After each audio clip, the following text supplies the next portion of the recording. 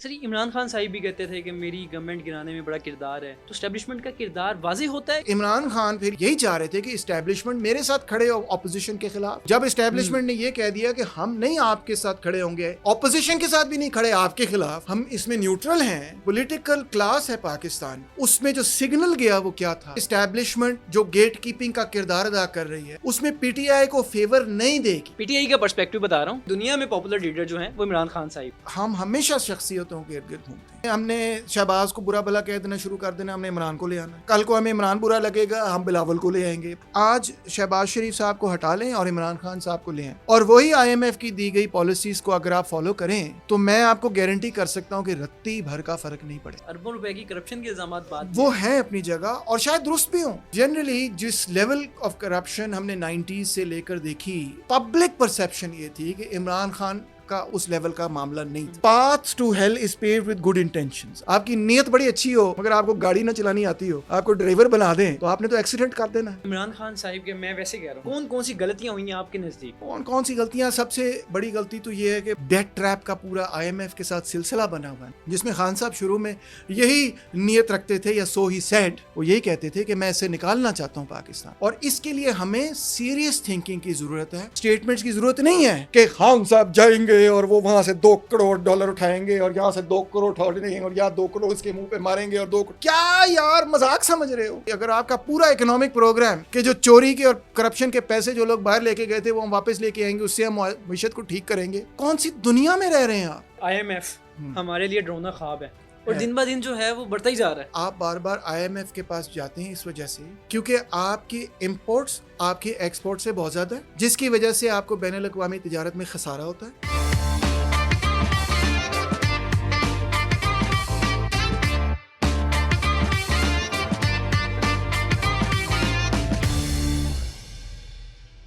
سر اس وقت جو سب سے زیادہ جس پہ الزامات لگائے جاتے ہیں وہ اسٹیبلشمنٹ ہی ہے جی، اور کچھ لوگ کہتے ہیں کہ اسی طرح اگر ہوتا رہا تو Bangladesh PTM also has to accept responsibility. یہ تو نہیں ہے کہ آپ ساری ذمہ داری اسٹیبلشمنٹ پہ ڈال دیں. اگر آپ خود رضاکارانہ طور پر کسی پالیسی فریم ورک سے اگری کر کے اس کو امپلیمنٹ کر رہے ہیں then you have to take responsibility for that as well. سر عمران خان صاحب بھی کہتے تھے کہ میری گورنمنٹ گرانے میں بڑا کردار ہے، تو اسٹیبلشمنٹ کا کردار واضح ہوتا ہے کہ کسی گورنمنٹ گرانے میں اور بنانے میں؟ وہ تو آپ بتا چکے ہیں کہ مداخلت والا معاملہ، لیکن بنانے اور گرانے میں کتنا ہوتا ہے ان کا؟ دیکھیں میں نے آپ کو بتایا گیٹ کیپنگ کی حد تک جو عمران خان نے مدعا ریز کیا تھا نا وہ اور تھا. وہ تو باقاعدہ ایکٹیو کیمپیننگ اگینسٹ اس گورنمنٹ کا مدعا تھا کہ پیسے لے کر لوگ ایمبسیوں میں گئے، انہوں نے پیسے لیے ہیں، یہ کیا وہ کیا ہے. That is a different thing from seeing what I am seeing. آپ سمجھ رہے ہیں بات کو کہ اگر میں گیٹ کیپنگ کر سکتا ہوں اور میں کہتا ہوں سرکار اب سے یہ اپوزیشن اور آپ کی لڑائی ہے اور میں اس میں نہیں اب انٹروین کروں گا، ہم اس میں نیوٹرل ہیں. ٹھیک ہے، نیوٹرل ہیں. ہاں تو کہا نا کون سے والے نیوٹرل؟ نیوٹرل یہی کہ بھئی آپ کے اور ان کی اختلاف ہے، اس میں ہم آپ کی طرفداری نہیں کریں گے. ان کے بقول نیوٹرل جانور بھی ہوتا تھا. وہی تو ایشو بنا نا، بیکاز عمران خان پھر یہی چاہ رہے تھے کہ اسٹیبلشمنٹ میرے ساتھ کھڑے ہو اپوزیشن کے خلاف. جب اسٹیبلشمنٹ نے یہ کہہ دیا کہ ہم نہیں آپ کے ساتھ کھڑے ہوں گے اپوزیشن کے خلاف، ہم اپوزیشن کے ساتھ بھی نہیں کھڑے آپ کے خلاف، ہم اس میں نیوٹرل ہیں، تو اس سے دھڑل کر کے جو پولیٹیکل کلاس ہے پاکستان کی، اس میں جو سگنل گیا وہ کیا تھا کہ اب اسٹیبلشمنٹ اور عمران خان کے حوالے سے ایک بریک ہے، اور اس بریک میں اسٹیبلشمنٹ جو گیٹ کیپنگ کا کردار ادا کر رہی ہے اس میں پی ٹی آئی کو فیور نہیں دے گی. اب ٹھک کر کے 10 سیٹیں شفٹ ہوئی، بالکل ایم کیو ایم کی، بلوچستان عوامی پارٹی کی، ایسے بالکل اوور نائٹ شفٹ ہوئی، اور خان صاحب کے پاس پارلیمنٹ میں میجورٹی نہیں رہی، ووٹ آف نو کانفیڈنس پاس ہو گیا. اب دیکھیں سر بات یہ ہے احتشام کہ ہم ڈیموکریٹک سوسائٹی میں رہتے ہیں، اس کا ایک فریم ورک ہے، اس فریم ورک کے تحت عمران خان صاحب بھی چلنا چاہتے ہیں. بالکل اس فریم ورک کے تحت اگر آپ کے پاس نیشنل اسمبلی میں کسی بھی وجہ سے میجورٹی نہیں ہے تو آپ پرائم منسٹر نہیں رہ سکتے، چاہے آپ کے ساتھ آپ امیزنگ آدمی ہیں، اور کوئی بندہ جو ہے نا ایک بہت ہی گھٹیا آدمی اور وہ آپ کے خلاف اس لیے ووٹ ڈال رہا ہے کیونکہ اس کو آپ کے مذہب سے ایشو ہے، یا اس کو آپ کے رنگ سے ایشو ہے، یا آپ کی نسل سے ایشو ہے، یا اس کو آپ کا بوتھا نہیں پسند آتا. کتنی اسٹوپڈ بات ہے کہ وہ آپ کی مخالفت کرے اس وجہ سے کہ آپ کو بوتھا نہیں اچھا. وہ اس وجہ سے بھی اگر آپ کی مخالفت کر جائے, اس کے پاس کوئی لاجک نہ ہو, کوئی ریزن نہ ہو, مگر وہ کہے میں نہیں دیتا ووٹ عمران خان کو, اور آپ میجورٹی لوز کر جائیں, تو you can not be prime minister. Sir بالکل میں سمجھ گیا. آج بھی لوگوں کا تاثر ہے پاکستانیوں کا, کیونکہ عمران خان اس وقت پاپولر لیڈر ہیں. ایبسولوٹ. وہ کہتے ہیں کہ واحد موسٹ پاپولر, بالکل موسٹ پاپولر ورلڈ کا بھی کہا جا سکتا ہے کہ ورلڈ کے وہ پاپولر ہیں, ان کو پوری دنیا میں جانا جا رہا ہے. ان کے بقول پی ٹی آئی کے میں وہ اپنا دنیا میں پاکستان میں جو سب سے مقبول شخصیت ہے آپ کہہ سکتے ہیں. بالکل نہیں, میں ویسے پی ٹی آئی کا پرسپیکٹو بتا رہا ہوں کہ وہ کہتے ہیں کہ دنیا میں پاپولر لیڈر جو ہیں وہ عمران خان صاحب ہیں.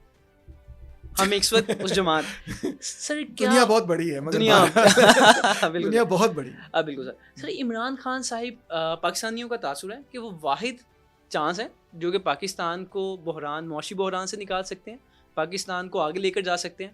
کیا واقعتاً پاکستان میں اگین میں یہی کہوں گا کہ ہم شخصیتوں کے ارد گرد بہت گھومتے ہیں, ہم ہمیشہ شخصیتوں کے ارد گرد گھومتے ہیں. اب ہم نے شہباز کو برا بھلا کہہ دینا شروع کر دینا, ہم نے عمران کو لے آنا ہے, کل کو ہمیں عمران برا لگے گا ہم بلاول کو لے آئیں گے.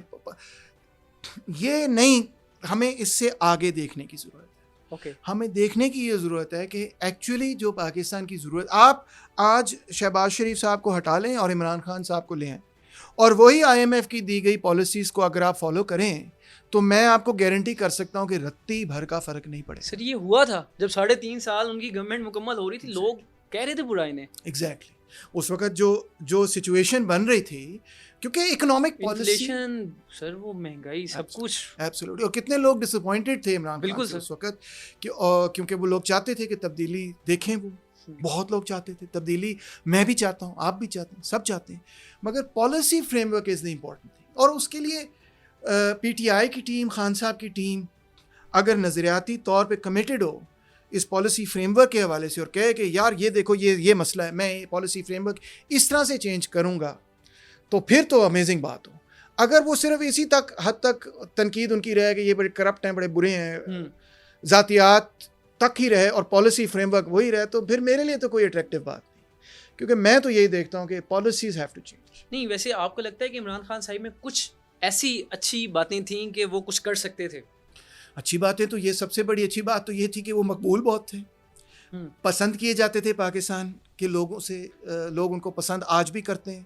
ان کا ریکارڈ لیڈر کہا جا سکتا نہیں انقلابی نہیں, مگر ان کا ریکارڈ صاف تھا اس سینس میں کہ ٹھیک ہے چھوٹا موٹا آگے پیچھے کچھ مسئلے ہوں گے, مگر اوور آل بعد میں تو سر بڑے مسئلے کھلے ہیں. نہیں وہ چلو کھلے ہوں گے, وہ کھل جاتے ہیں پھر بند بھی ہو جاتے ہیں, بھٹو کے ساتھ بھی کھلے اور بند ہو گئے. عدت شدت تو میرا خیال ہے یہ تو ہے ہی بالکل لافیبل قسم کی بات ہے.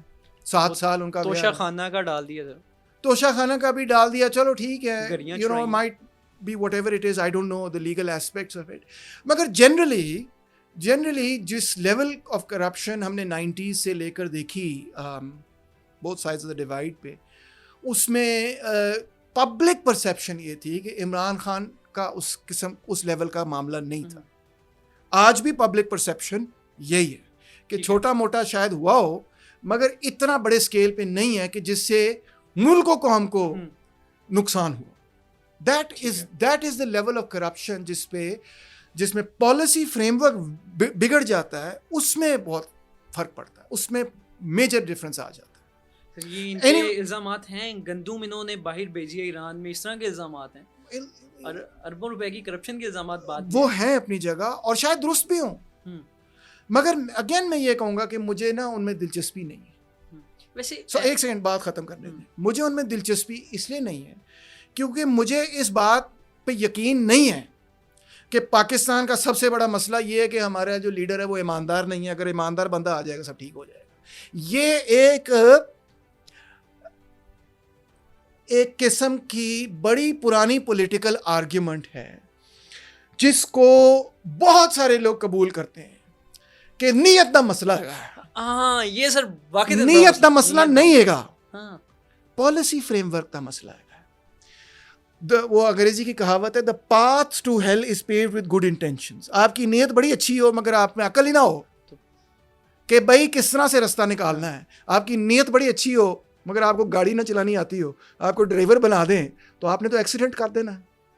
آپ ہو سکتا ہے اچھے نہ ہو, ٹھیک ہو, مگر آپ کو پتہ ہے گاڑی ٹھیک کیسے کرنی ہے, مکینک آپ ٹھیک ہیں, گاڑی چلانی آپ کی صلاحیت ہے اور آپ کو پتہ ہے کہ پنڈی کا راستہ اس طرف ہے, اس طرف نہیں ہے, تو آپ کسی نہ کسی طرح پہنچ جائیں گے. یہ پالیٹکس میں میکیاویلی نے بڑا اہم سبق سکھایا تھا کہ نیت سے بڑھ کے ہمیں دیکھنا ہوگا کہ پالیسی فریم ورک کیا ہے. اوکے, یس, کیونکہ آپ میری نیت نہیں جان سکتے, میں آپ کی نیت نہیں جان سکتا. سر کچھ ایک سیکنڈ, بات بہت اہم ہے, بہت اہمیت رکھتی ہے. میں آپ کی دل کی بات نہیں جان سکتا, بکواس کر سکتا ہوں کہ اس کی نیت یہ تھی وہ تھی. میں تو اللہ تعالیٰ آپ کی نیت جانتے, میں تو نہیں جان سکتا, کیونکہ میرے پاس آپ کے دل کا پورا علم تو نہیں ہے. آپ کے دماغ میں کیا چل رہی مجھے تو نہیں پتا, آپ کے اندر گھس کے تو نہیں میں دیکھ سکتا. مگر میں آپ کا policy frame work objectively study کر کے بتا سکتا ہوں کہ آپ کے اعمال کیا تھے. دونوں چیزوں میں فرق ہے. نیت اللہ تعالیٰ جان سکتے ہیں, دوسرا انسان نہیں جان سکتا. پالیسی فریم ورک آپ سائنسی طریقے سے انڈرسٹینڈ کر سکتے ہیں, جان سکتے ہیں, اعمال کو دیکھ سکتے ہیں ظاہری طور پہ. سو ہم نیت نہیں جانتے, نہ جان سکتے ہیں, اس کو چھوڑ دیں تھوڑی دیر کے لیے. پالیسی فریم ورک کی طرف آئیں, اس کا انالیسس کریں اور دیکھیں کہ کس پارٹی کے پاس وہ پالیسیاں ہیں جو کہ پاکستان کو اس معاشی بحران سے نکال سکتی ہیں. یہ میری التجا ہوگی سب کے سامنے. سر عمران خان صاحب کے, میں ویسے کہہ رہا ہوں, کون کون سی غلطیاں ہوئی ہیں آپ کے نزدیک؟ کون سی غلطیاں؟ سب سے بڑی غلطی تو یہ ہے کہ میں جس طرح بار بار کہہ رہا ہوں کہ پاکستان کی جو سب سے بڑی ضرورت ہے نا, وہ جو ڈپینڈنسی کا ایک پورا ڈیٹ ٹریپ کا پورا IMF کے ساتھ سلسلہ بنا ہوا ہے نا, جس میں خان صاحب شروع میں یہی نیت رکھتے تھے, یا سو ہی سیڈ, وہ یہی کہتے تھے کہ میں اسے نکالنا چاہتا ہوں پاکستان. بالکل, آئی اگری ود دس, کہ اس سے نکالنا جو ہے سب سے بڑا کام ہوگا آج پاکستان کی تاریخ کے لیے, اور اس کے لیے ہمیں سیریس تھنکنگ کی ضرورت ہے. اس قسم کی اسٹیٹمنٹس کی ضرورت نہیں ہے کہ خان صاحب جائیں گے اور وہ وہاں سے $2 کروڑ اٹھائیں گے اور یہاں سے 2 کروڑ اٹھا دیں گے اور یا 2 کروڑ اس کے منہ پہ ماریں گے اور 2 کروڑ. کیا یار مذاق سمجھ رہے ہو؟ یاد ہے آپ کو اسٹیٹمنٹ؟ بالکل سر, دس از اے جوک. وہ کچھ بھی ایسے نہیں ہوا, کیونکہ وہ پالیسی فریم ورک ہی نہیں آپ کو پتا کہ اگر فرض کریں آپ نے کرپشن کی ہے, یہ چلے فرض آپ کیوں, میں نے کرپشن میرے پر نہیں, میں نے اگر کرپشن کی ہے اور وہ پیسے اٹھا کے میں نے آف شور بینک میں ڈال دیے, کیمن آئلینڈز میں نے ڈال دیے, میں گارنٹی کوئی دنیا کی حکومت نہیں جو کیمن آئلینڈ سے وہ پیسے نکال لے. I could have told you that, I said that بار بار میں نے اپنے ولاگز میں کہا کہ وہ نہیں نکال سکتے آپ, کیونکہ وہ کیمن آئلینڈز میں جو پیسے ہیں وہ کسی گورنمنٹ کی جورسڈکشن میں ہی نہیں آتے. ڈونٹ یو نو دس؟ برٹن کی گورنمنٹ بھی اپنے سرمایہ داروں سے وہ پیسے نہیں نکال سکتی جو کیمن آئلینڈ میں چلے جاتے ہیں, آف شور بینکنگ میں چلے جاتے ہیں. آپ نہیں نکال سکتے لیگلی. ہاں وہ الگ بات ہے کہ میں کسی کے ناخن اب کھینچنا شروع کر دوں کہ معافی دے دو, میں تمہیں بھیج دیتا ہوں پیسے, but that is not what Khan صاحب واز سیئنگ, رائٹ. وہ تو کہہ رہے تھے کیس کریں گے, ہم رول آف لا فالو کریں گے. رول آف لا فالو کرتے ہوئے جو سرمایہ یہاں سے نکل گیا, آف شور بینکنگ میں چلا گیا, it's gone.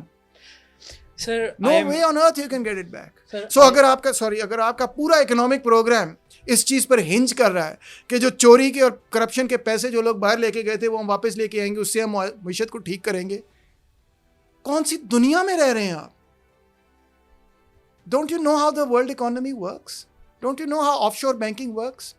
Of course you can't do it unless کہ again کوئی آپ میڈیول طریقے سے کسی کو ٹارچر کرنا شروع کر دیں اور وہ اپنے پیسے کھینچ کے آپ کو واپس دے دیں. Yes, then it's possible. مگر legally not possible. Sir IMF ہمارے لیے ڈرونا خواب ہے اور دن بہ دن جو ہے وہ بڑھتا ہی جا رہا ہے. ہاں, تو سر اس کا حل ہے؟ ہاں, اس کا حل ہے. اس کا حل سب سے پہلے یہ ہے کہ آپ بار بار IMF کے پاس جاتے ہیں اس وجہ سے کیونکہ آپ کی امپورٹس آپ کے ایکسپورٹ سے بہت زیادہ ہے, جس کی وجہ سے آپ کو بین الاقوامی تجارت میں خسارہ ہوتا ہے. تقریباً $10-12 بلین کا خسارہ ہوتا ہے. پھر آپ وہ پیسے پہلے IMF سے کچھ لیتے ہیں. IMF آپ کو کہتا ہے ہم پاکستان کے بارے میں یہ کہہ سکتے ہیں کہ اس کی میکرو اکنامک پالیسی درست ہے. وہ پورا ایک آپ کو فریم ورک دیتا ہے جس میں ٹیکسز بڑھانے, یہ کرنا ہے, وہ کرنا ہے, اخراجات کم کرنے, آسٹیرٹی کا فریم ورک دیتا ہے جس کو وہ کہتے ہیں macro economic stability, currency stability کا فریم ورک کو کہتے ہیں. ٹھیک ہے, اچھا وہ آپ کو فریم ورک دیتا ہے, وہ آپ کو 1 بلین 2 بلین ہو سکتے 3 بلین دے دے. پھر باقی پیسے آپ کہاں سے پورے کرتے ہیں؟ کمرشل بینک سے. جی, آپ جاتے ہیں دنیا کے بڑے بڑے بینکوں کے پاس اور ان سے آپ کہتے ہیں کہ ہمیں 1 بلین 2 بلین 5 بلین دے دیں. ان سے آپ کمرشل ریٹس پہ پیسے لیتے ہیں. پھر ان سے آپ یہ مہنگے مہنگے سیل فونز پہ جو آپ نے امپورٹس کیے ہیں, مجھے تو سیکنڈ ہینڈ ملا ہوا ہے, پوائنٹ ٹو بی نوٹڈ, تو بہرحال جو مہنگے مہنگے آپ نے امپورٹس کیے ہیں وہ پھر آپ ڈالر کی پیسے دیتے ہیں ان کو, اور اس طرح آپ ایک ڈیٹ ٹریپ میں پھنس جاتے ہیں انٹرنیشنلی بھی, اور پھر اس کے ساتھ ساتھ ایک نیشنل ڈیٹ ٹریپ بھی ہے. نیشنل ڈیٹ ٹریپ کیا ہے کہ آپ کے حکومت کے اخراجات بہت زیادہ ہوتے ہیں اور آپ کی ٹیکسز کم ہوتی ہیں, اور پھر آپ پاکستانی بینکوں سے, مقامی بینکوں سے اور بانڈز وغیرہ مارکیٹ سے آپ پیسے ریز کرتے ہیں, آپ قرضہ لیتے ہیں, پبلک سے بھی لیتے ہیں, کمرشل بینکوں سے لیتے ہیں, اور پھر اس قرضے پہ آپ پیسے ادا کرتے ہیں.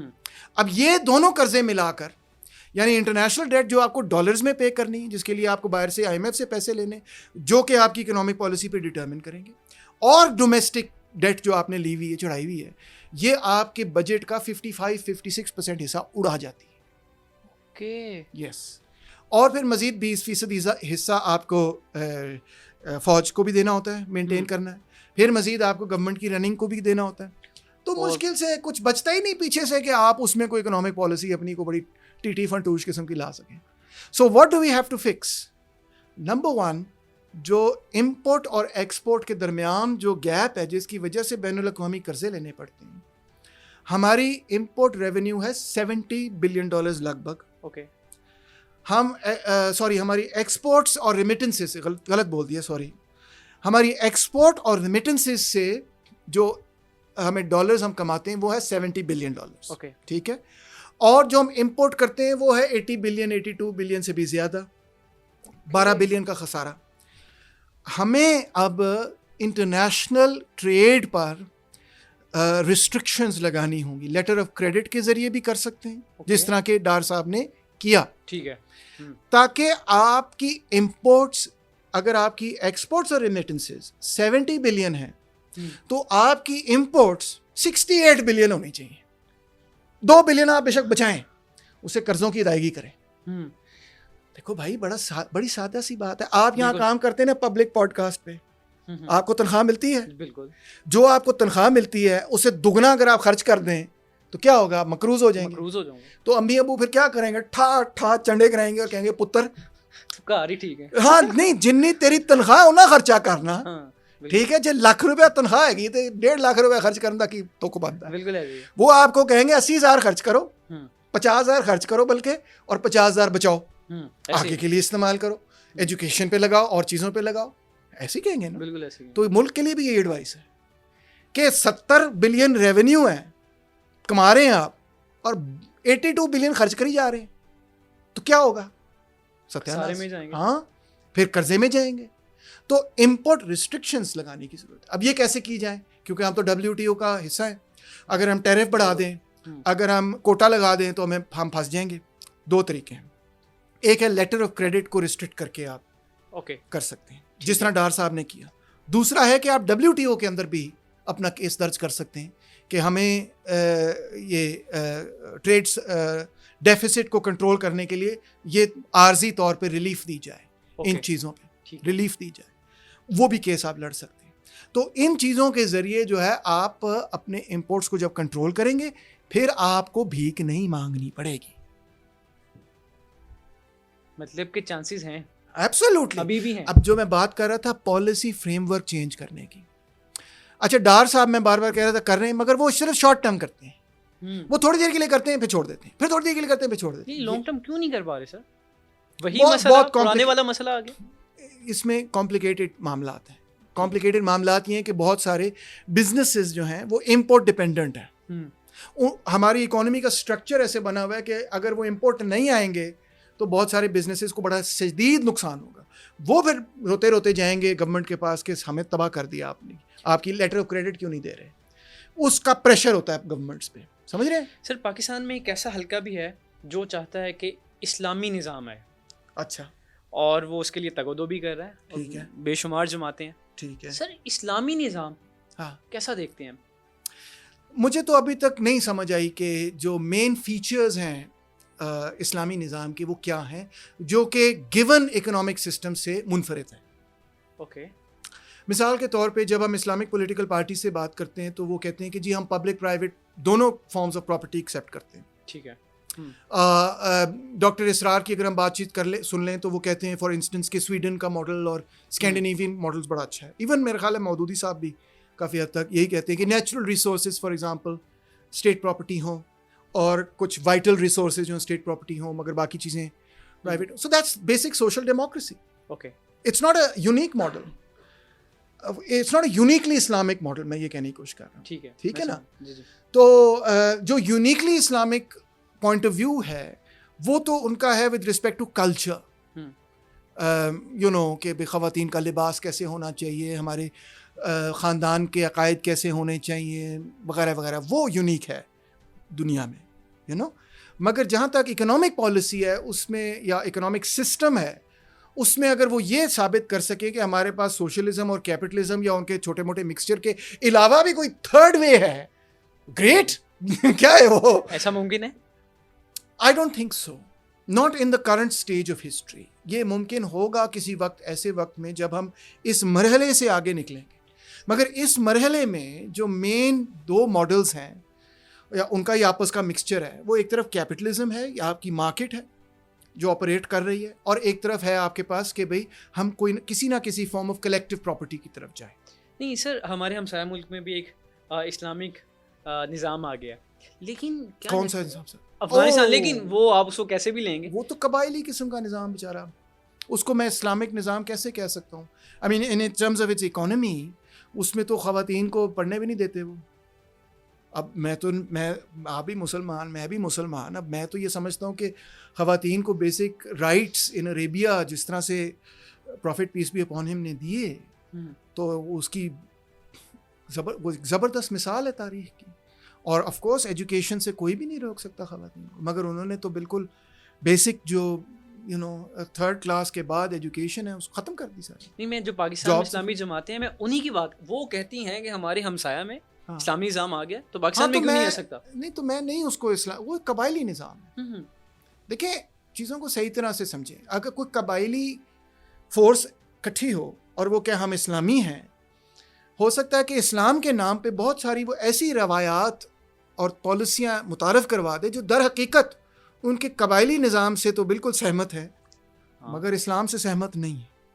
میں سمجھتا ہوں کہ جو طالبان کی حکومت ہے بیسکلی وہ سوسائٹی اتنی ڈیوسٹیٹ اور ڈسٹروائے ہوئی ڈیکیڈز آف وار کے نتیجے میں, تباہ برباد ہو گئی نا وہ سوسائٹی, کہ وہاں پہ بچے ہی اس قسم کے وار لارڈزم اور قبیلے اور قبائلی قسم کا نظام بچ گیا. انڈسٹری ہے کوئی نہیں, لارج اسکیل ایگریکلچر کسی اریگیٹڈ لیول پہ ہے کوئی نہیں, پاپی گرو کر کر کے لوگ جو ہیں وہ اپنی وقت پورا کر رہے تھے. تجارت کا یہ حال ہے کہ اکثر وہاں پہ اگر آپ اسمگلنگ وغیرہ ختم کر دیں تو تجارت will fall, will collapse, it's in a very bad state. ان کے پاس پیسے ہیں کوئی نہیں کہ وہ اپنی پولیس اور گورنمنٹ سرونٹس کو پے کر سکیں. اٹس ان اے ویری, ان کے پاس انفیکٹ ان کے پاس فوڈ کرائسس ہے اتنا بڑا.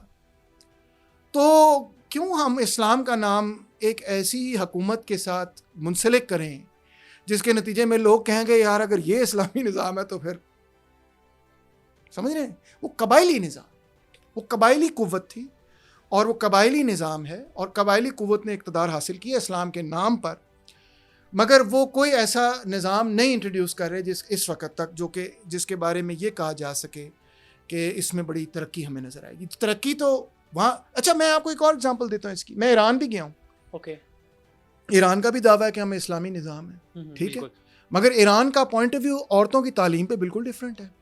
میں نے وہاں پہ یہ دیکھا کہ عورتیں ہر فیلڈ کے اندر ہیں, ہر پاکستان سے زیادہ.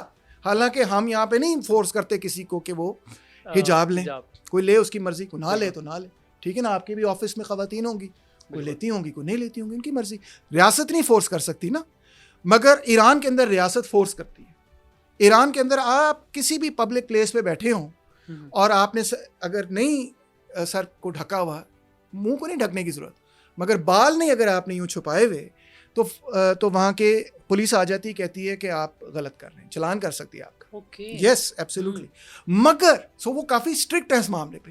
مگر میں آپ کو بتاؤں اس چیز کے ساتھ ساتھ ہوتے ہوئے ایران میں خواتین زندگی کے ہر شعبے میں, تعلیم میں, بزنس میں, گورنمنٹ میں, بیوروکریسی میں ہر لیول پر میں نے خواتین کو دیکھا ہے.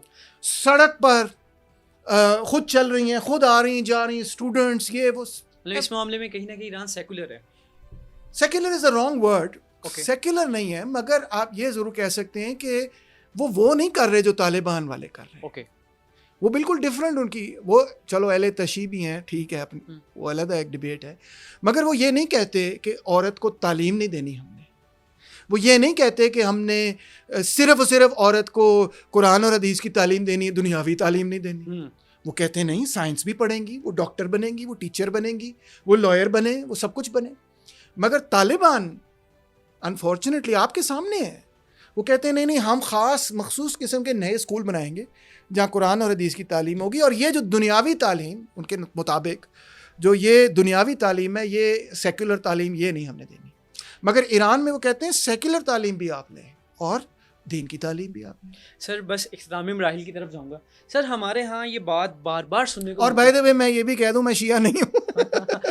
لوگ یہ بھی عجیب ہو گئی مینٹیلٹی ہے نا, آپ ایران کی تعریف کر دیں لوگ کہتے ہیں تو شیعہ ہے, آپ سعودی عربیہ کی تعریف کر دیں لوگ کہتے ہیں تو سنی ہے. میں نہ شیعہ ہوں نہ میں سنی ہوں بھائی, میں سیکٹیرین معاملے میں نہیں جاتا. مگر جس سوسائٹی کی جو کوالٹیز ہیں ان کو میں اپریشیٹ کرنا چاہوں گا. میرا ذاتی رائے میری یہ ہے کہ اس معاملے میں پاکستان بہتر ہے کہ یہ معاملہ کہ حجاب لینا چاہیے نہیں لینا چاہیے یہ فرد پہ چھوڑ دیتا ہے. پاکستان کی حکومت اس میں انٹرویئر نہیں کرتی, فرد کی مرضی ہے کہ وہ مطلب خاتون کی مرضی ہے. تو اس معاملے میں ہم ایران سے آگے بہتر ہے میرے پوائنٹ آف ویو سے, ٹھیک ہے. مگر اس معاملے میں کہ خواتین کی تعلیم ہونی چاہیے, تربیت ہونی چاہیے, آل ورکس آف لائف میں خواتین کو شامل کرنے کی ضرورت ہے.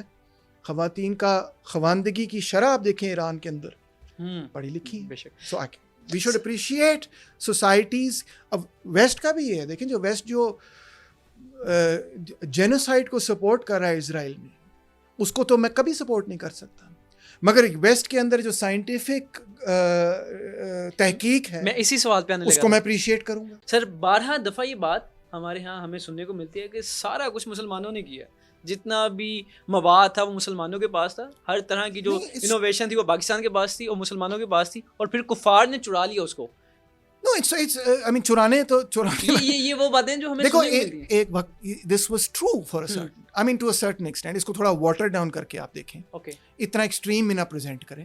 مگر اگر آپ اس کو اس طرح سے پریزنٹ کریں کہ ایک وقت وہ تھا کہ جو سب سے ایڈوانس سویلائزیشن تھی کم سے کم اس ایریا کے اندر, چائنا کو ذرا نہیں شامل بھی اگر آپ کرتے, چائنا بھی بہت ایڈوانس تھی بائی دا وے, تو وہ عربس کی سویلائزیشن یا عربک پرشین سویلائزیشن یعنی اسلامک سویلائزیشن ہی تھی 9th century سے I would say may be 15th century 16th century تک بھی.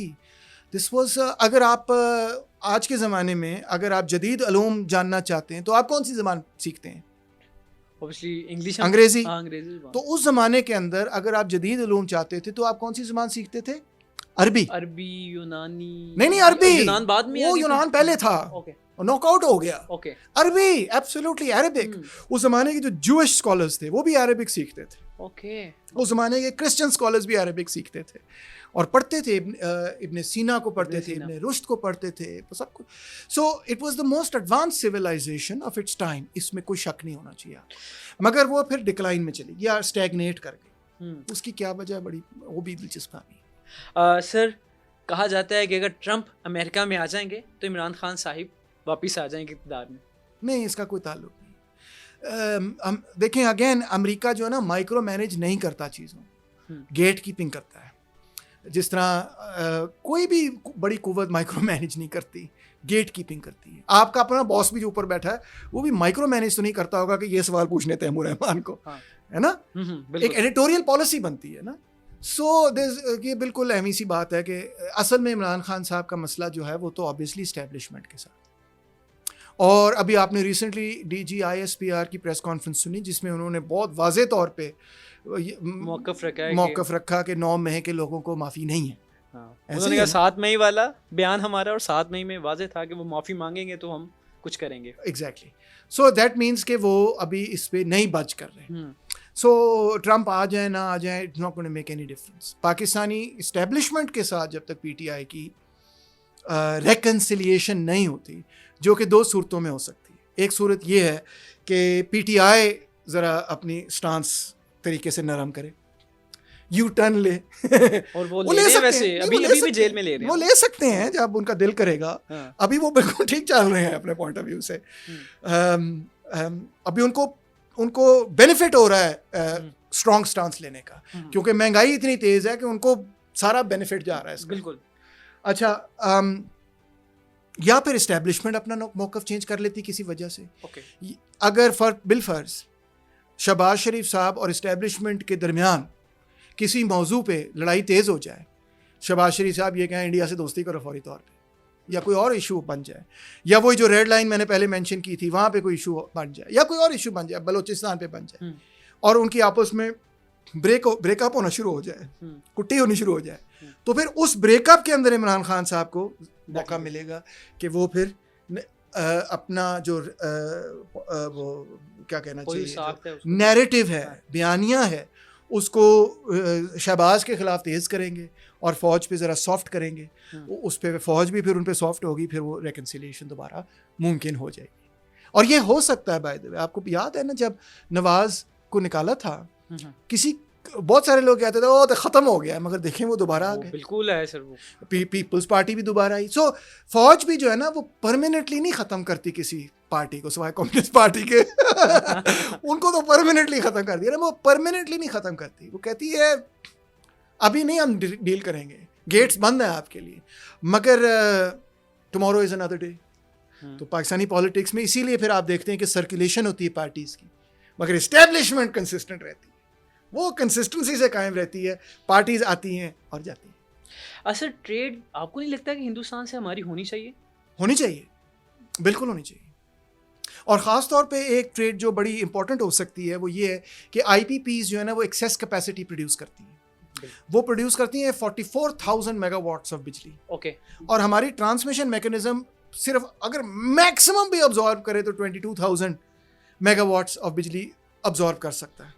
پتہ ہے آپ کو اس کا؟ یہ مجھے نہیں پتا. ہاں، ہمارے پاس وہ اتنی بجلی بنانے کی کیپیسٹی جتنی ہمیں بھیجنے کی کیپیسٹی نہیں ہے. ہمارے پاس وہ تاریں نہیں ہیں، وہ کھمبے نہیں ہیں کہ ہم اتنی بجلی لوگوں تک پہنچا سکیں جتنی بجلی گھر بناتے ہیں. سو یہ جو ایکسیس کیپیسٹی ہے یہ کہاں جا سکتی ہے؟ یہ جا سکتی ہے انڈیا. اوکے. انڈیا کے ساتھ آپ دوستی کریں، ٹرانسمیشن لائنز بچھائیں ٹو انڈیا، پنجاب کے اندر خاص طور پہ، اور آپ ان سے کہیں کہ جی ہاں آپ ہماری آئی پی پیز سے ایکسیس کیپیسٹی بجلی خریدیں. اس سے بھی ہمیں کچھ ریلیف مل سکتی ہے. آئی پی پیز والے بھی خوش ہوں گے، انڈیا والوں کو بھی چاہیے بجلی ڈیفینیٹلی. یہ نواز شریف صاحب نے ماضی میں کہا بھی تھا. ایکچولی آئی پی پیز کا اوریجنل پرپوزل ہی یہ تھا، 90s میں جو پرپوزل تھا نا وہ تھا یہ کہ جو ایکسیس کیپیسٹی ہے وہ ہم انڈیا کو بیچیں گے. اور اس وقت انڈیا سے یاری بھی ہو رہی تھی تو اس لیے پاسبل بھی تھا. پھر انڈیا سے یاری نہیں رہی. اب انڈینز بھی جو ہے نا وہ بھی ڈھیٹ ہو گئے. اب وہ چاہتے ہیں کہ پاکستان کا اکنامک کرائسس خراب ہو. انڈین گورنمنٹ نہیں چاہتی کہ وہ انڈین گورنمنٹ، ابھی شہباز شریف صاحب نے کہا ہے نا، ابھی تو کل کی رپورٹ ہے، انڈیا کو پھر کہا ہے انہوں نے کہ آئیں ہمارے ساتھ بیٹھیں تجارت کریں، مگر ابھی انڈیا نہیں لفٹ کرا رہا. وہ ہائی کمیشنز وغیرہ جو ہیں دوبارہ ریسٹور کریں. ٹھیک ہے، ہائی کمیشنز بھی وڈرا ہوئے ہیں، مگر انڈیا نہیں مان رہا نا. ابھی کیوں نہیں مان رہا؟ انڈیا کہتا ہے یہ اکنامک کرائسس میں اور خراب کرو ان کا اکنامک کرائسس.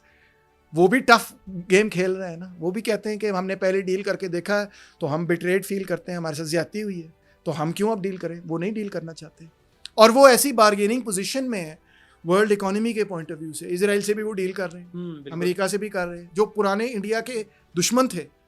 آپ کو پتہ ہے انڈیا ہمیشہ اسرائیل کے خلاف تھا، اب وہ انڈیا کا دوست بن گیا. نہرو کا انڈیا پرو یاسر عرفات تھا، پرو پیلسٹائن تھا. اب وہ چینج ہو گیا نا، بی جے پی کا انڈیا جو ہے پرو اسرائیل ہے. بالکل بالکل. سو وہ کہتے ہیں کہ اب تو بین الاقوامی سرمایہ ہمیں فیور دے رہا ہے پاکستان کے خلاف. پاکستان آئسولیٹڈ ہے، ہم کیوں پاکستان کی آئسولیشن توڑ کے تو اپنے دشمن کو، مخالف کو اپنے خلاف ہی طاقتور کر لیں دوبارہ. وہ G20 میں شامل ہو جائے گا پھر کہیں نہ کہیں پاکستان. خیر وہ تو اب آگے دیکھیں گے، مگر پوائنٹ یہ ہے کہ وہ چاہتے ہیں اگر یہ ٹریڈ کھلتی ہے یا مستقبل میں کچھ بھی ہوتا ہے، ہاں پاسبلٹی تو کچھ بھی ہو سکتا ہے، but it will be to the benefit long term میں.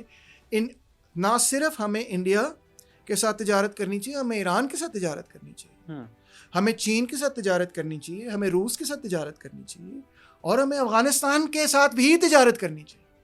ہمیں اپنے کسی بھی نیبر کے ساتھ تجارت کو نہیں روکنا چاہیے.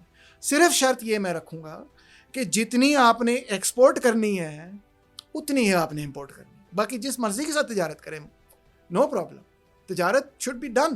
ہم کیوں کسی کا بائیکاٹ کریں؟ ہم کون کس کھیت کی مولی ہے کہ جا کے بائیکاٹ کرتے پھریں؟ ہمیں سب کے ساتھ تجارت کرنی چاہیے, سب بینیفٹ کریں گے اس ٹریڈ سے, مگر صرف یہ کیئرفل رہنا ہے کہ آپ نے اپنے آپ کو ٹریڈ ڈیفیسٹ میں اور پھر ڈیٹ ٹریپ میں نہیں ڈالنا. سر بس اب ہمسایہ ملک کی بات کروں گا, اس کے بعد پھر انشاءاللہ آپ سے اجازت, آپ کا بڑا قیمتی وقت ہے. کوئی مسئلہ سر یہ بنگلہ دیش والا معاملہ, جی ہاں, کس طرح دیکھتے ہیں اس کو؟ آپ نے ابھی ولاگ بھی کیا, بڑا بہترین ولاگ, وہ میں نے دیکھا بھی ہے. سر یہ کیا ہوا؟ اچھا ہوا, برا ہوا, کیوں ہوا, کیسے ہوا؟ یہ دیکھیں, ایک تو سرفیس جس کو ہم کہتے ہیں نا ٹریگرز ہوتے ہیں, سرفیس کازز ہوتی ہیں. سرفیس کازز تو یہی ہوتی ہیں جو کہ جرنلسٹ جن کو کور کرتے ہیں. سرفیس کازز یہ ہوتی ہیں کہ مثال کے طور پہ سپریم کورٹ نے, شیخ حسینہ نے کہا کہ اس قانون کو ہم نافذ کریں گے جو پہلے بھی چل رہا تھا کہ 30% کوٹا ہم شہیدوں کی فیملیز کو دیں گے. ٹھیک ہے, اور پھر اس کے اوپر اس کو وڈرا کیا گیا, پھر اس کے اوپر دوبارہ اسٹیٹمنٹ آئی, پھر اس کے اوپر دوبارہ اسٹیٹمنٹ آئی, مطلب وہ کئی دفعہ آگے پیچھے گیا.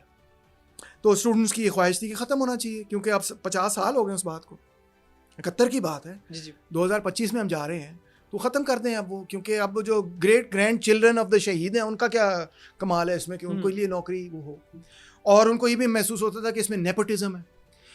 ہاں, کیونکہ وہ پھر ہوتا یہ تھا کہ بھئی عوامی لیگ جو ہے وہ اپنے فیوریٹس کو ہی پھر دے گی. بالکل, یہ تو میرٹ پہ نہیں ہے یہ بات. اگر میرے گریٹ گرینڈ ڈیڈی نے نہیں بھی سپورٹ کیا اس وقت شیخ مجیب الرحمان کو کسی وجہ سے, تو مجھے کیوں اس کی سزا مل رہی ہے؟ ٹھیک ہے نا, تو لیجیٹیمیٹ بات تھی. اب شیخ حسینہ نے اس کو بہت بری طرح مس ہینڈل کیا. ایک تو انہوں نے یہ کہا کہ اگر ان کو نہیں دیں گے تو رضاکاروں کو دیں گے. لوگ تو اور ناراض ہو گئے کہ جو یہ نہیں ہے وہ سارے رضاکار ہیں کیا؟ ایسے تو نہیں. رضاکار وہ تھے نا جو بیسکلی ملٹری آپریشن کی حمایت کر رہے تھے جو پاکستان نے کیا, جو کہ ان کی اپنی تاریخ میں بائی دا وے اس طرح سے وہ نہیں دیکھتے جس طرح سے ہم دیکھتے ہیں. وہ اس کو اس طرح سے دیکھتے ہیں کہ یہ ہمارے ساتھ ایک بہت بڑا ظلم ہوا, وہ ہمارے ساتھ جینوسائیڈ ہوئی. وہ کہتے ہیں ہماری جینوسائیڈ ہوئی, وہاں ہمارا قتل عام کیا پاکستان کی فوج, اور بڑے اینٹی پاکستان ہیں. اور آپ سمجھتے ہیں کہ وہ صحیح کہتے ہیں؟ ڈیفینیٹلی ہم نے قتل عام کیا, ڈیفینیٹلی ہم نے بہت لوگوں کو مارا. وہ تو حمود الرحمان کمیشن جو بنا اس نے بھی یہ کہا, واضح کر دیا, اس نے بھی واضح کیا کہ بہت بڑے پیمانے پر, اب وہ نمبرز کی ہم گیم کھیلتے رہے, we'll forget that, but the point is کہ کتنے لوگ مرے کتنے نہیں مرے میں نہیں اس میں جاتا, مگر پوائنٹ یہ ہے کہ ڈیفینیٹلی وہ ایک ملٹری آپریشن بہت بڑی جہالت تھی, بہت بڑی جہالت تھی. اور بائی دا وے اس میں بھٹو بھی شامل ذمہ دار ہیں, اس کے سب سے بین ذمہ دار یہاں ہیں, مگر Bhutto also played a role in it. Sheikh Hasina نے پھر اس کا کریک ڈاؤن کیا, 300 سے زیادہ بندہ مر گیا, عوام اور غصے میں اور غصے میں اور غصے میں. اب اکنالج بھی نہیں وہ کرنے کے لیے تیار تھیں شروع میں کم سے کم کہ یس دس از اے سیریس کنسرن, ہم اس پہ ڈسکس کرتے ہیں, ڈیبیٹ کرتے ہیں. نو, ٹھک چپ ہو ایٹیٹیوڈ تھا. اور جو نہیں مانتا وہ غدار ہے, وہ دہشت گرد ہے, وہ رضاکار ہے, غدار ہے. غدار.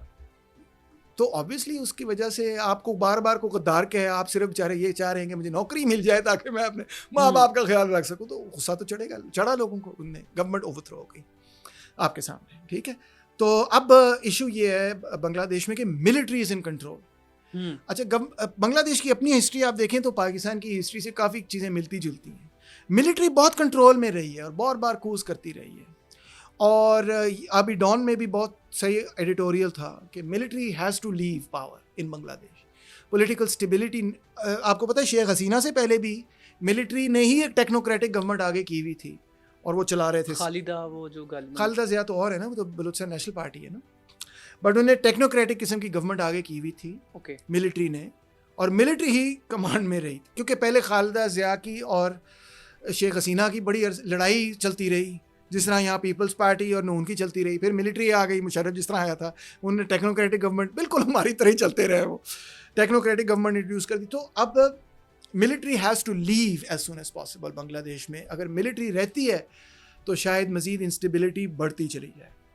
انٹرم سیٹ اپ ایسا ہونا چاہیے کہ جس میں آل پارٹیز کو آن بورڈ لے کے وہ ایک اچھا انٹرم سیٹ اپ بنائیں. تو یہ بہرحال ہیں سرفیس مینیفیسٹیشنز, یہ وہ چیزیں جن پہ جرنلسٹ فوکس کرتے ہیں اور لکھتے ہیں. مگر میں ایز اے پولیٹیکل اکانومسٹ بات کرتا ہوں جو ڈیپر مینیفیسٹیشنز ہیں, اس قسم کی چیزیں کئی سوسائٹیز میں ہوتی ہیں مگر حکومتیں نہیں گرتی, اور کبھی کبھار اس قسم کی چیزیں کچھ سوسائٹیز میں ہوتی ہیں اور حکومتیں گر جاتی ہیں. What is the difference? After all India کے اندر بھی فارمرز موومنٹ چلی, حکومت نہیں گری. یہاں پہ موومنٹ چلی کوٹاز کے حوالے سے, حکومت ہی گر گئی. So what is the difference? ایک جگہ نہیں گرتی, ایک جگہ گرتی ہے, ایک پیریڈ میں نہیں گرتی, ایک پیریڈ میں گر جاتی ہے, ایک حکومت اسی ملک کی گر جاتی, دوسری حکومت نہیں گرتی. کیا فرق ہے؟ فرق یہ ہے کہ جو لانگ ٹرم فیکٹرز ہوتے ہیں نا وہ جرنلسٹ نہیں دیکھتے, کیونکہ جرنلسٹ نیوز کو رپورٹ کرتے ہیں. جو پولیٹیکل تھیورسٹ ہوتا ہے نا وہ لانگ ٹرم فیکٹرز کو دیکھنے کی کوشش کرتا ہے. لانگ ٹرم فیکٹرز ہیں کہ جو بنگلہ دیش کا ماڈل آف ڈیولپمنٹ ہے وہ ایک neo liberal model of development تھا, جس میں ایک بہت بڑے پیمانے پر ایلیٹ کیپچر پچھلے 15 سالوں سے ڈیولپ ہو رہا تھا, جس میں ایک بہت بڑے پیمانے پر پاورٹی بھی کم ہوئی, 41% سے 21% ایبسولوٹ پاورٹی کم ہوئی, انکمز بڑھی, پوری اکانومی 188% سے گرو کی اس 15 سال کے پیریڈ کے اندر سے. سو جب اکانومی تیزی سے گرو کرتی ہے, اچھا میسو لیول کی اربنائزیشن ہوئی ڈھاکہ میں اور بنگلہ دیش میں, ایک ہیوج نئی کلاس لوگوں کی پیدا ہوئی جو کہ نوکری پیشہ, جو کہ جن کے ماں پیو جو تھے وہ کھیتی باڑی کرتے تھے اور اب وہ شہروں کے اندر نوکریاں ملازمتیں کر رہے ہیں. سو اور انہوں نے پچھلے 15 سالوں میں اپنی انکم بھی دیکھی کہ بڑھ گئی. اب کیا ہوتا ہے کہ سڈنلی انفلیشنری شاک لگتا ہے بنگلہ دیش میں, جو ابھی لگا پچھلے دن, سڈنلی انفلیشنری شاک لگتا ہے. انفلیشن ہوئی نا بڑی ریپڈ, رائس انفلیشن ہوئی, آئل کی انفلیشن ہوئی, انفلیشنری شاک لگتا ہے. ساتھ ہی کوٹاز والا مسئلہ ٹھک کر کے سامنے آ جاتا ہے. ایک رائزنگ ایکسپیکٹیشنز ہیں اکانومی سے, اور ساتھ ہی انفلیشنری شاک اور کوٹاز ہیں. اب وہ رائزنگ ایکسپیکٹیشنز میچ نہیں ہوئیں گی. سمجھ رہے ہیں بات کو؟ ایکسپیکٹیشن یہ ہے یوں اکانومی گرو کر رہی ہے, میری انکم بھی یوں گرو ہونی چاہیے. کیا ہوتا ہے ایک دم سے انفلیشن آتی ہے. ساتھ کیا ہوتا ہے, وہ کہتے ہیں تو نوکری نہیں ملنی, انہوں نے ملے گی صرف کوٹا سسٹم. ہاں, تو ایک دم سے کیا ہوتا ہے کہ جو نئی اربنائزیشن ہے, جو نیو اربنائزیشن ہے, جس کی رائزنگ ایکسپیکٹیشنز ہیں, انکمز ہیں, سو وہ ریولٹ کر جاتی ہے. وہ کہتی ہے کہ یہ تو بڑی زیادتی ہے. سو اب دیکھنا یہ ہے کہ جو نئی گورنمنٹ بنے گی اس میں کیا فارمیشن ہوگی. جماعت اسلامی اوپر آئے گی, بی این پی اوپر آئے گی, عوامی لیگ کیا رول پلے کرے گی, وہاں پہ ورکرز پارٹی آف بنگلہ دیش بھی بڑی امپورٹنٹ ہے, کمیونسٹ پارٹی آف بنگلہ دیش بھی بڑی اسٹرانگ پارٹی ہے. جی ہاں, لیفٹ بڑا اسٹرانگ ہے بنگلہ دیش. ہاں, سو کیا فارمیشن نئی بنتی ہے اس پہ ڈٹرمن ہوگا کہ اب آگے کیا, یا ملٹری رہتی ہے پاور میں اور ٹیکنوکریٹس کو, محمد یونس کو آگے کر کے رکھ دیتی ہے کہ چلاؤ اب حکومت. سو دیٹ ول ڈٹرمن کہ اب یہ کیا ہوتا ہے. اب ہمارا کیا مسئلہ ہے, لوگ پوچھتے ہیں پاکستان میں کیوں نہیں ہوتا, ہم بڑے بزدل لوگ ہیں, اپنے آپ کو گالیاں لوگ نکالنا شروع کر دیتے. یو سی, ہماری رائزنگ ایکسپیکٹیشنز نہیں ہیں. ہماری رائزنگ ایکسپیکٹیشنز نہیں ہیں. اکانومی یوں اسٹیگنیٹ نیچے نیچے تباہ ہوئی جا رہی ہے. ہم کیا کہتے ہیں, ہم یہ کہتے ہیں بس یار اگلا سال کسی طرح لنگ جاوے, میں نوکریوں نہ کٹا جاؤں, بس ایسی ہے. ہماری ہے falling expectations. Rising expectations met with a block کے نتیجے میں اسپارک لگ جاتا ہے. فالنگ ایکسپیکٹیشنز جب ہوتی ہیں پہلے ہی تو بندہ کہتا ہے کہ 76 مارن والے ودا دیو, مگر 76 ماری رکھو, مگر چھتی مارو بس تاکہ کم ہو جائے. سر یہ کل ایک سیاسی کارکن ہے, انہوں نے کارکن دنیا سیاسی جماعت کے رہنما ہیں, انہوں نے کہا ہے کہ شاید میاں صاحبان کا بھی وہی حال ہو جیسے شیخ حسینہ واجد کا ہے, تو آپ تیار ہو جائیں. تو کیا سر ان کی خواہش ہے نا, اس وقت ہو بھی سکتا ہے, اٹ از پاسبل کہ دوسری طرف چیزیں بھی جا سکتی ہیں. کہ دیکھیں آئی ایم ایف کے ریفارمز کے نتیجے میں اتنی سیویئر آسٹیریٹی, بجلی کے بلوں کے نتیجے میں, مہنگائی کے نتیجے میں, پیٹرول اور ڈیزل پر بھی ٹیکس, ہر چیز پر ٹیکس, اور جو بجٹ ہے, واٹ اے بیڈ بجٹ. قسم سے اورنگزیب صاحب کے بارے میں کہا جاتا تھا وہ اتنے بڑے جینیس ہیں, پتہ نہیں کی کیتا ہے. تو اس کے وجہ سے ہو سکتا ہے کہ ڈیسپریشن پیدا ہو جائے. اچھا, میں نے آپ کو ایک بات کہی تھی کہ 67 میں 68 میں بہت بڑی اینٹی یو موومنٹ تھی. بالکل. اچھا, آپ کو یاد ہوگا کہ ایوب خان کے پیریڈ میں بھی ریپڈ اکنامک گروتھ تھی, رائزنگ ایکسپیکٹیشنز تھی. ایک دم سے 65 کے بعد وہ گروتھ جو ہے ڈکلائن کر گئی, اس کو گیپ لگ گیا, ریولٹ ہو گیا. تو اس وقت کافی عرصے سے بہت ہی مایوس قسم کی فالنگ ایکسپیکٹیشنز ہیں. مگر یہ بھی ہو سکتا ہے کہ پاؤڈر کیک یہ بھی بن جائے کہ اگر لوگوں کو بالکل پش اگینسٹ بالکل دیوار کے ساتھ لگا دیا گیا ہے اور مزید لگاتے چلے جائیں کہ ڈیسپریٹ سچویشن کے نتیجے میں لوگ باہر آئیں, یہ بھی ہو سکتا ہے. مگر اس کیس میں سچویشن اور ہوتی ہے اور توڑ پھوڑ بہت ہوتی ہے. ایک بات کر لوں, جہاں فالوئنگ ایکسپیکٹیشنز اور کیا نام ہے اسٹیگنیشن ہوتی ہے جس طرح ہماری ہے, وہاں پہ ڈسٹرکشن کی طرف بھی سوسائٹی جا سکتی ہے. وہاں پہ سول وارز بھی اگنائٹ ہو جاتی ہیں, وہاں پہ ایک دوسرے کو مارو توڑو پندھو کا مزاج بھی پیدا ہو جاتا ہے. وہاں پہ فرسٹریشن اتنی بھی بڑھ سکتی ہے کہ لوگ اپنے آپ کو آگ لگانا شروع کرتے ہیں. ایسے نہیں کرنا, مگر ایسے ہوتا ہے. وہاں پہ یہ بھی ہو سکتا ہے کہ شیعہ سنی فسادات جس طرح پارا چنار میں ہو رہے ہیں وہاں وہ بڑھ جائیں. وہاں پہ یہ بھی ہو سکتا ہے کہ جو لوگ یہ کہیں کہ ہم نے پاکستان میں نہیں رہنا, ہم علیحدہ ہونا چاہتے ہیں, جس طرح بلوچ یکجہتی کمیٹی والے لوگ ہیں, رائٹ. وہاں پہ یہ بھی ہو سکتا ہے کہ محلوں اور محلوں کے درمیان کرائم ریٹ بڑھ جائے. لوگ جو ہیں وہ کہیں کہ ہم بچے نہیں پال سکتے, ہم اپنے بچوں کو مار دیتے ہیں اور ہم خود اپنے آپ کو بھی مار دیتے ہیں. یہ ہو رہا ہے بالکل. یہ فیصل آباد میں پچھلے ہفتے ہوا ہے. ریئلی؟ بالکل. کیونکہ جب فالوئنگ ایکسپیکٹیشنز ہوتی ہیں تو you expect nothing positive from life, اور پھر آپ اپنے اوپر ہی اور اپنے لوگوں پر ہی اور ایک دوسرے پر ہی جو ہے نا اپنا غصہ اور غبار نکالتے ہیں. So that can be very very damaging to society. مجھے تو یہ نہیں ڈر کہ عوام اپنے حقوق کے لیے نکلے گی تو کیا ہو جائے گا, وہ جو ہوگا اچھا ہی ہوگا. مجھے اس سے زیادہ ڈر یہ ہے کہ عوام اگر اتنی ڈیسپریٹ ہو گئی کہ اپنے اوپر ہی it turns on its own self. اچھا یہ جو آپ دیکھتے ہیں سوات کے اندر بندہ جلا دیا, ادھر کوئی نکل پڑا, اس کی مسجد توڑ دو, اس کی عبادت گاہ توڑ دو, اس کو پھائی لگا دو, اس کو ایسے پاکستان میں پہلے نہیں تھا نا. اب آپ کتنا دیکھ رہے ہیں, بڑھتا چلا جا رہا ہے. یہ وہی آئے دن کوئی نہ کوئی آئے دن. تو یہ وہی چیز ہے کہ ایک سوسائٹی جب امپلوڈ کر رہی ہوتی ہے نا, اس کو پتہ بھی نہیں کہ میرا مسئلہ ہے کیا. جب اس کو پتہ ہی نہیں میرا مسئلہ کیا ہے تو وہ اپنا مسئلہ نہیں حل کر سکتی, وہ ایک دوسرے سے لڑے گی. Traffic is a great example. Sorry آپ کا بڑا ٹائم لے گا. نہیں بالکل نہیں. ٹریفک بڑی اچھی مثال ہے. اگر میں ٹریفک کی سڑکیں ایسے بناؤں کہ ایک جنکشن پہ آ کے گاڑیاں لگنی شروع ہو جائیں تو لوگ جنکشن کو نہیں کوسیں گے کہ یار یہ کیا ٹریفک لائٹ یہاں لگاؤ بھائی. وہ کیا کریں گے, وہ ایک ڈرائیوروں کی آپس میں لڑائی ہوتی رہے گی. بالکل ہے نا. تو کیوں ادھر آیا, غصہ چڑھی جائے گا لوگوں کو. میں تو گاڑی چلاتا ہی نہیں کیونکہ مجھے غصہ اتنا آ جاتا ہے ٹریفک کی وجہ سے. اچھا اگر چوڑی سڑکیں ہوں کسی غصہ ہی نہیں چڑھتا. بالکل ایسے ہی ہے نا. مگر غصہ آپ کو چڑھتا ہے کس بات پہ؟ آپ کو چڑھتا ہے دوسرے ڈرائیور پہ غصہ. آپ کو اس بات پہ نہیں چڑھتا غصہ کہ جو سڑکیں بنائی ہیں وہ چوڑی کیوں نہیں کی, گاڑیاں کیوں زیادہ بیچ دی ہیں آپ نے انفراسٹرکچر کیوں نہیں دیا ٹرانسپورٹیشن کا, آپ نے پبلک ٹرانسپورٹیشن کیوں نہیں. آپ کو نہیں غصہ چڑھتا, آپ کو غصہ چڑھتا ہے کہ میرے بمپر میں گڈی لگی ہے, میں کھال لا دیا گا, اور غصہ آپ کا بڑھتا چلا جاتا ہے. تو یہ ہے ڈفرینس. یہ ہے ڈفرینس کہ اگر پبلک یہ سمجھ جائے کہ ہمارا پرابلم کیا ہے, وہی پالیسی فریم ورک وغیرہ ساری بات, تو پھر وہ جائے گی ایک پازیٹیو چیز کی طرف. اگر نہیں سمجھے گی تو نوچے گی ایک دوسرے کو, اور وہ بہت نقصان دہ. اور وہ وقت لگتا ہے یہاں نہیں پہنچا ہے, اللہ نہ کرے گا. ایسا آپ کہہ رہے تو مان لیتا ہوں. نہیں سر, اللہ نہ کرے گا. سر یہ ابھی بھی 300 جو ہیں وہ طلبہ وہ شہید ہوئے ہیں, یا وہ جیسے بھی ہلاک ہوئے ہیں, جو بھی کہا جائے. لیکن سر یہ ہمارے ہاں ایک بات کہی جاتی ہے کہ جو انقلاب ہوتا ہے وہ خون مانگتا ہے. کیا انقلاب خون کے بغیر آ سکتا ہے, یا خون لازم ہے؟ کیا انڈسٹریل ریولوشن میں خون ہوا تھا؟ اس قسم کا خون خرابہ تو نہیں تھا. ویسے تو لوگوں کی تون پہ گردن پہ پیر رکھ کے انڈسٹریل ریولوشن ہوا تھا.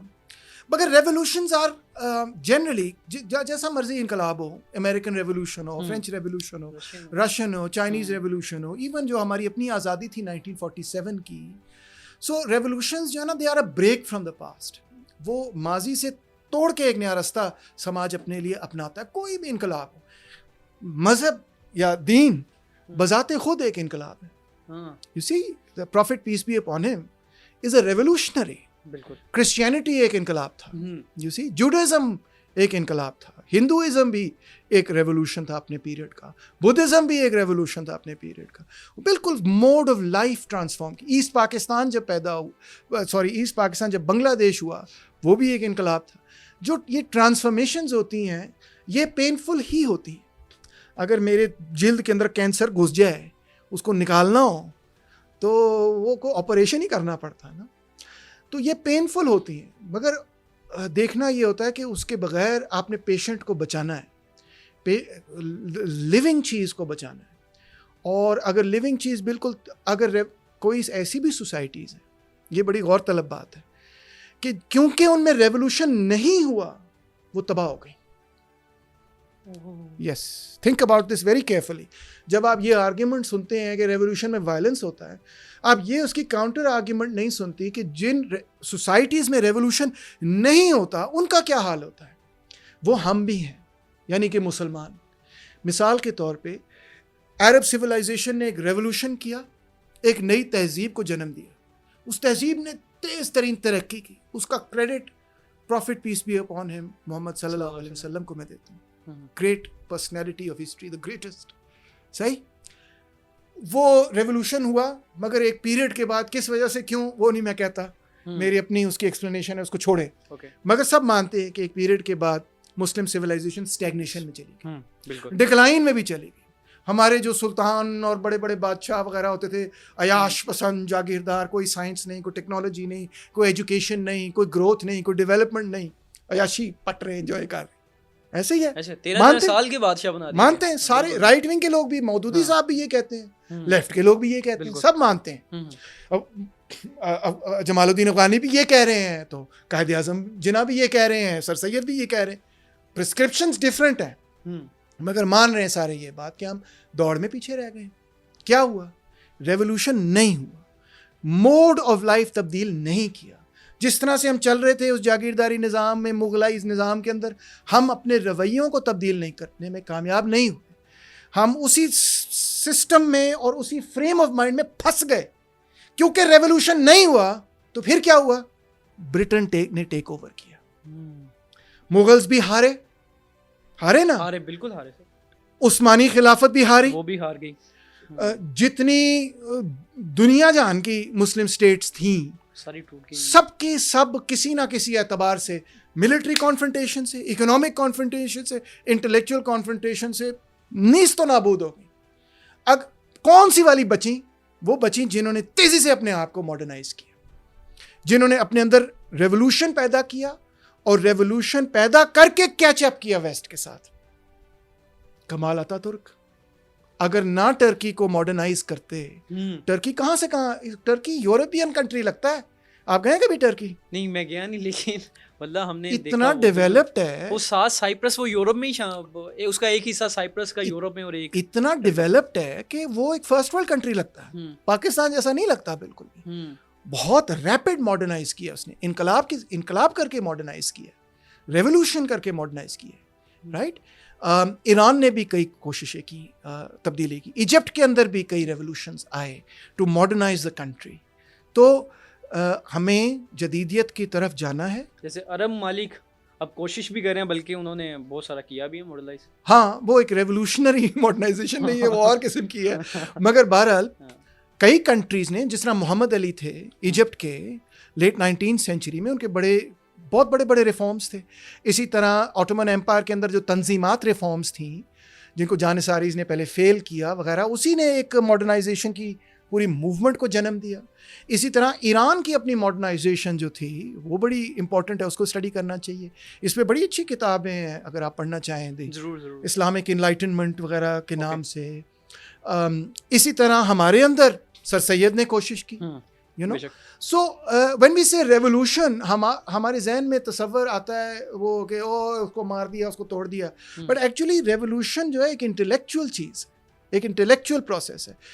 دنیا کو دیکھنے کا انداز, پالیسی فریم ورک تبدیل ہوتا ہے, آپ کو سیاسی فریم ورک آپ کا تبدیل ہوتا ہے, معاشی فریم ورک آپ کا تبدیل ہوتا ہے, ثقافت آپ کی تبدیل ہوتی ہے, اور تاریخ کے نئے تقاضوں کے ساتھ سہمت ہوتی ہے.